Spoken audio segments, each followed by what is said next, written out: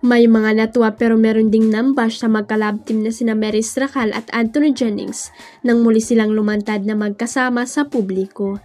Iba't iba ang naging reaksyon ng netizen nang magpakita uli sila sa Madlang People sa fan conference at mall noong January 7 para sa pinakabagong teleserye ng ABS-CBN na Incognito. Kasabay nito ang pagiging top trending topic naman sa X or dating Twitter ng pangalan ni Maris dahil sa dami ng mga nagpost ng litrato at video nila ni Anthony na kuha sa nasabing event. Kasama sina Maris at Anthony sa cast ng Incognito at ito ang unang pagkakataon na muli silang nakita ng mga tao na magkasama matapos ang kinasangkutang cheating scandal. Halos isang buwan na ngayon ang nakararaan. Sa katunayan, hindi rin sila nakasama sa promo ng kanilang MMFF 2024 entry na And the Breadwinner Is na pinagbibida ni Vice Ganda dahil sa paglalantad ng ex-girlfriend ni Anthony na si Jam Villanueva sa ginawang panluloko sa kanya ng magka-love team.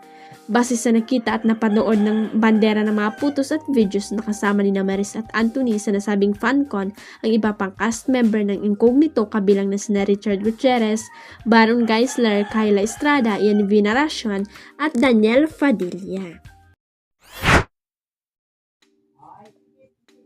Nakatakdang magain ng reklamo ang veteran TV host comedian si Vic Soto laban sa controversial director na si Daryl Yap. Ito'y kasunod ng pagbanggit ng pangalan ni Vic sa inilabas na teaser ni Daryl para sa pelikula niyang The Rapist of Pepsi Paloma. Ang pelikula ay base sa buhay ng yumaong sexy star na si Pepsi Paloma.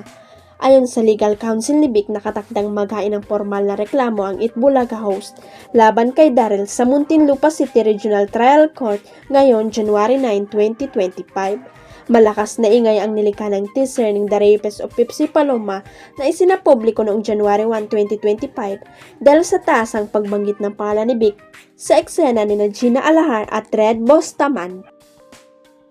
Si Gina ang gumaganap na Cherito Sulis, ang yumaong veteranang aktres, habang si Red naman ang gumaganap na Pepsi Paloma. Sa controversial na eksena ni Gina at Red, mapapanood ang pagkumpronta ni Cherito, Gina kay Pepsi Red nang walang habas nitong tanungin kung totoo bang nirape siya ni Vic Soto. Narito ang binitiwang linya ni Gina at Red sa teaser. Gina, ipinaliwanag mo sa akin, magsabi ka sa akin, ipaliwanag mo dahil hindi ko naiintindihan. Pepsi, sumagot ka na, nirape ka ba ni Vic Soto? Red, oo, kalakip ng teaser ang caption na ito. Laban o bawi, teaser 1, inakusa ng rape ni Pepsi Paloma si Vic Soto at iba pa, subalit makalipas ang ilang kaganapan ay inurong nito ang demanda. Bakit? Abangan si Red Bustamante bilang Pepsi Paloma. Ang The Rapist of Pepsi Paloma ay nakatakdang ipalabas sa mga sinihan sa February 2025, 3 buwan bago ang ika-14 na anibersaryo ng kamatayan ni Pepsi na winakasan ang sariling buhay noong May 31, 1985. Huwag kalimutang i-click ang subscribe button at i-ring ang notification bell para sa latest at legit chika updates.